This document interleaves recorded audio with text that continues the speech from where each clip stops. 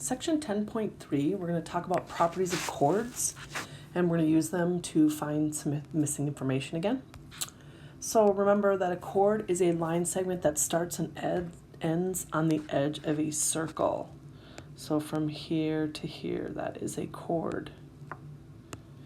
And theorem 10.3 says, in the same circle or congruent circles, two minor arcs are congruent if and only if their corresponding chords are congruent. So that means that arc AB right here is going to be congruent to C and C arc CD if and only if the chords AB is congruent to the chord CD.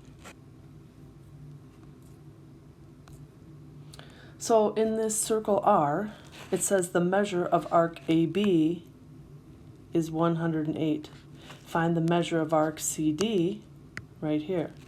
Well, you can see that the chords AB and CD are congruent, so that means the arc will be congruent. So the measure of arc CD is 108 degrees. So it's pretty straightforward. Here's a great little activity. I would encourage you to try this because I think that it will really help you understand the next theorem a lot better. I'm not going to take the time in the video to go through the actual construction here, but I would encourage you to do it. Theorem 10.4 says if one chord is the perpendicular bisector of another chord, then the first chord is a diameter. So you can see that this chord right here is the perpendicular bisector of the other chord. We can see that because of these perpendicular and the tick marks right there. So that means that chord SQ is a diameter, even though you can't tell really if it's going through the middle of the circle or the center of the circle because there is no center marked. But because that chord is the perpendicular bisector of another chord, then that chord is the diameter. In theorem 10.5, it says, if a diameter of a circle is perpendicular to a chord, then the diameter bisects the chord and its arc. So if you know that this is a diameter, then and it is bisecting another chord right here, then you know that it's going to be the perpendicular bisector, and it's going to bisect that chord, and it's also going to bisect and make two equal arcs, FG and HD. If we draw another chord in there that's not perpendicular, like if I draw just another chord in here and it's not perpendicular to the diameter, you can see how it's not going to bisect that chord, and it's not going to bisect the arc either. So that's why it has to be perpendicular to the chord in order for it to be the bisector. So in circle BF, so it tells you in circle C, so it tells you that's the center. So because it tells you that's the center, you know that this is a diameter.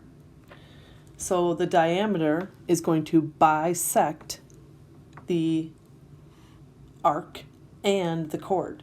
So that makes this piece congruent to this piece. So that makes the length of BF equal to 10 units.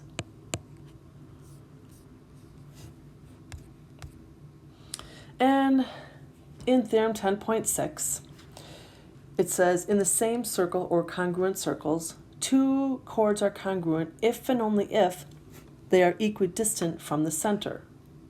So now what this is saying is if AB is congruent to CD, that's going to be true if and only if these pieces, they're equidistant from the center of the circle. And remember, when we talk about distance between a point and a line, it has to always be the perpendicular distance. So we can see that if these are the same, then AB will be congruent to CD. And we have one last example and then we'll get you working on some independent practice. It says in circle P, you are given that PV is equal to PW. So we are given these chords are equidistant from the center of the circle. So what that means is, it means that chord QR is congruent to chord ST. And if you're given QR is 2x plus 6 and ST is 3x minus 1, if they're congruent, they are the same length, so they will be equal to each other. So now we can subtract 2x from one side and add 1 to the other, and we simply get x equals 7.